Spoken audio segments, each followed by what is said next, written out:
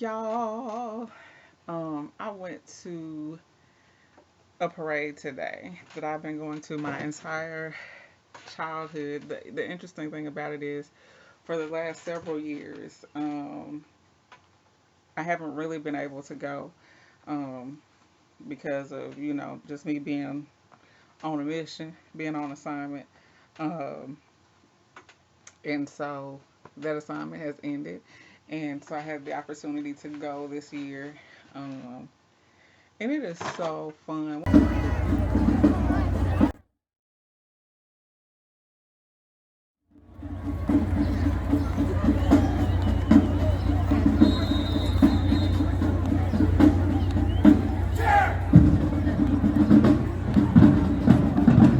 I should have had this the other way around. Okay.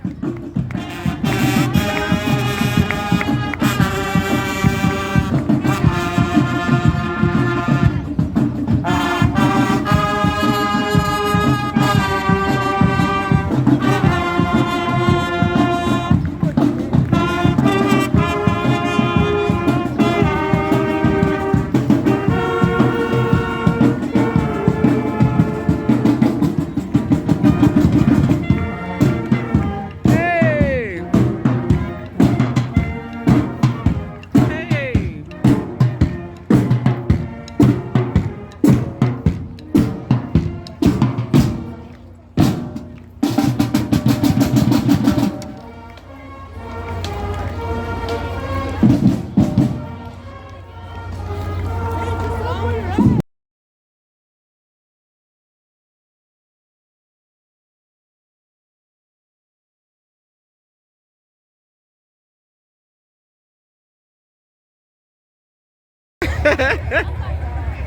That is the coolest thing I've ever seen. I love it. I want one.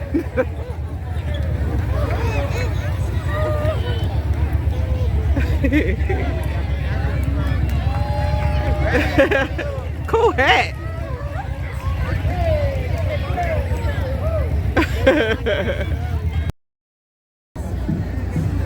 Well, we gotta go to Wendy's. They have strawberry frosties.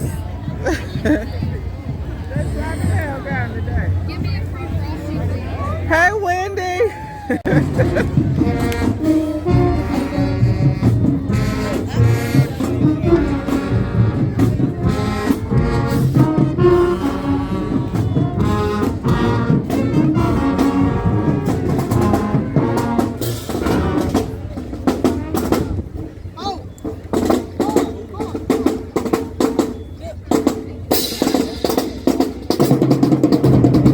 Okay.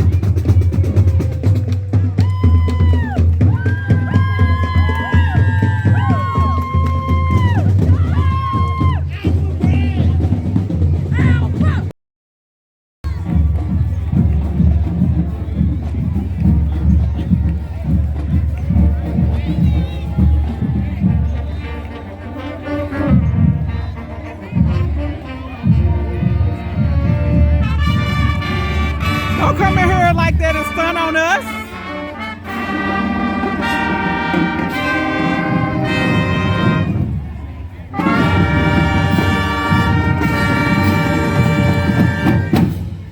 Okay, all right.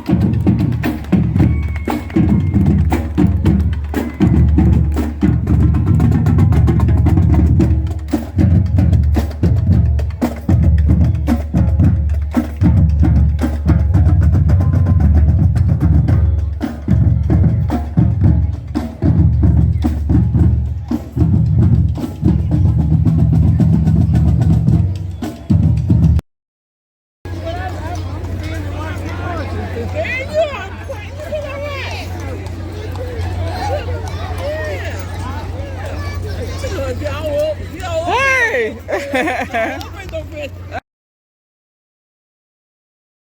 One of the cool things about going to old environments, old places, and old things is when you're truly like free and when you're truly new. I've lived a life, you know, I feel like a transition, but I think I feel that way because I can be so traditional and I can be so loyal. I'm one of those people, like if I'm here, I'm here. And I'm going to be here until something major happens and changes, really, until God leads me to be somewhere else or doing something else. That's just how I get down. But anyway, with that being said, change, I guess, has just been so. Um, I've been so aware of change when it happens, whether it be small or large.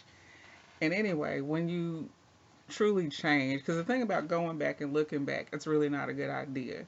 But when you truly, truly change, the environment itself affects you so much less. And I was thinking about that this early this morning before I even went to the parade. I was craving some some caramel and chocolate, so I went to Walmart like as soon as I opened this morning. And I was just, I guess it was the early morning drive, and I was thinking about, it wasn't one a long drive, but just being out there. And then it was raining too, so I don't know how y'all, if I told y'all about me and rain, I get to really thinking and meditating and just really vibing. Anyway, Lord, I'm about to knock my other computer over, my old computer. Um, but I was thinking about how going through, and this was specifically as it related to religion and my history with religion. And I remember when I changed church environments years ago from where I was raised. I remember almost having this resentful attitude to where I came from, um, and then once I got done with all of that, and I started to become, I started to learn how to be at peace with myself in a different way. And I was thinking about how so many times people have this like, you're judging me, people are convicting me, and I didn't want to post this because I knew people was gonna be judging me. And I'm like, bruh, ain't nobody even said nothing to you. But I think we feel that way sometimes because it's it's easier. I'm not going to say it's easier because that's not really true, but we are more likely to point the finger at somebody else and how they make us feel than looking into ourselves. And sometimes it's not about people being judgmental, it's about you being convicted. And I got that revelation quite some time ago, and I've been thinking about it. I don't talk about it a lot because people don't be ready to hear that. People are never ready to hear. It ain't about us. It's about you.